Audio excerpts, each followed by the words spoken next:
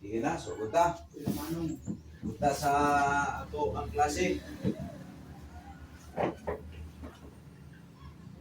Okay, so kung yan yung si Brother Roberto sa pag-ampo, sugod sa ato ang klase.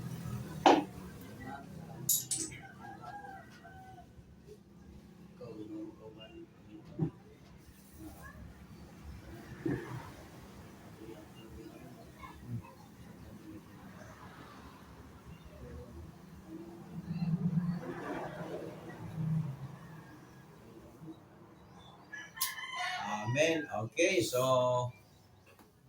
ito dili. Wapo na to, ikaw na isip. Okay, so saan yung page na to? Ako ipaingon ninyo no ha? Ang siran. O katong 1 Corinthians dito.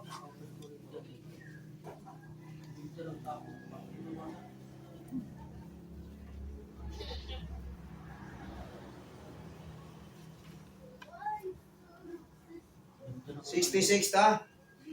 66.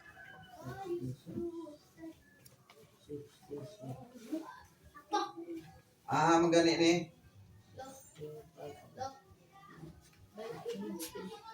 66. 66 ta?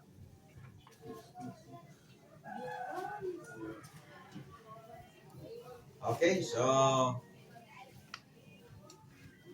diri ang assignment ani, di ba katong akong gingon? Basaha ang John 13, 1-17. Kumbaga, ang sunod nga mga pangutana. Ang pangutana, ang ayang babahimuon ang pagpanghugas sa tiil ingon nga usa ka ordinansa sa iglesia o simbahan karon. Ang ayang pwede pa.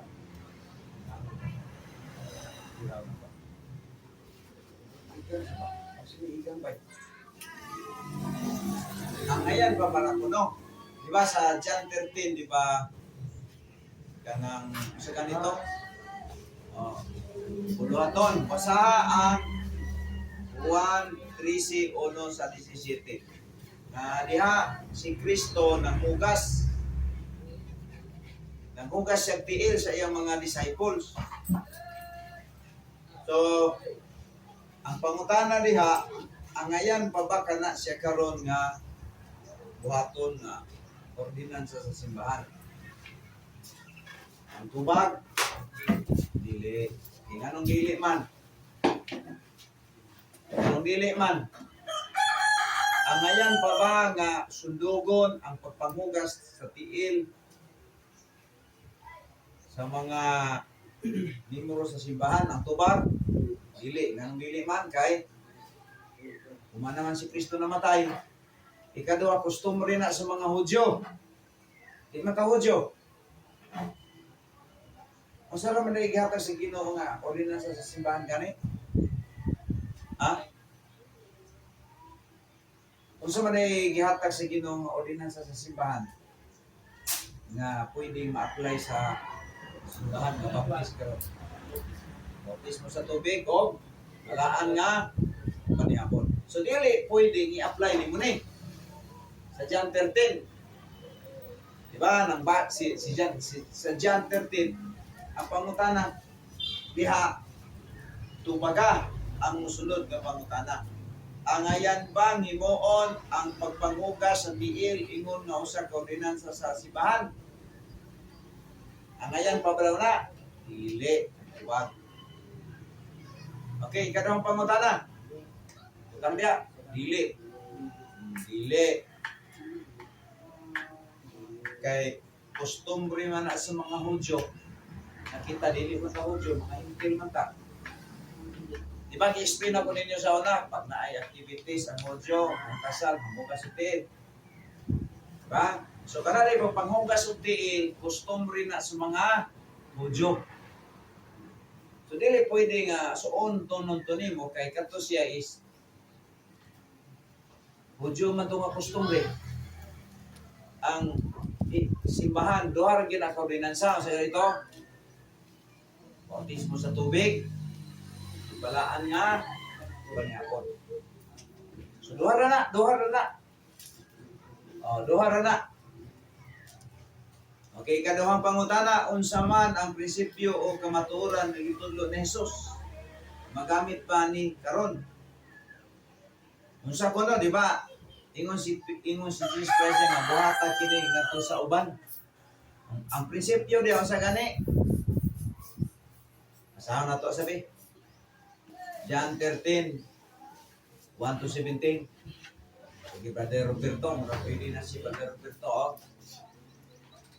Karon sa wala pa ang isa sa pagsayo sa ila at Jesus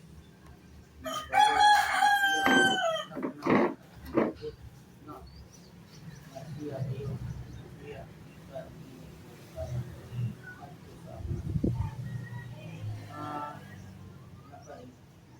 nakatugma sa mga biyaan na aniha sa pagkakas. Siya nagtugma kanila at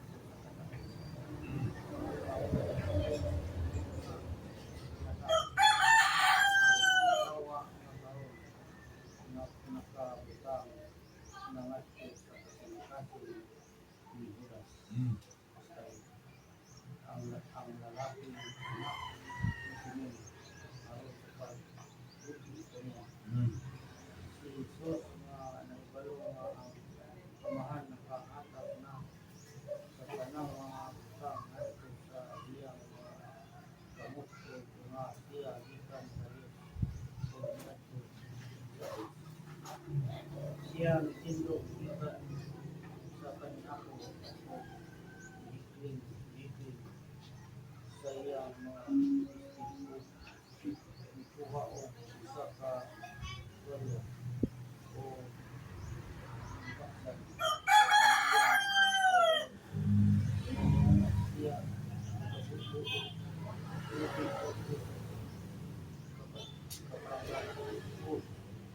sugod pagbugat sa mga tiil sa iyang sa pag-ahit kanila inaagin sa tuwalya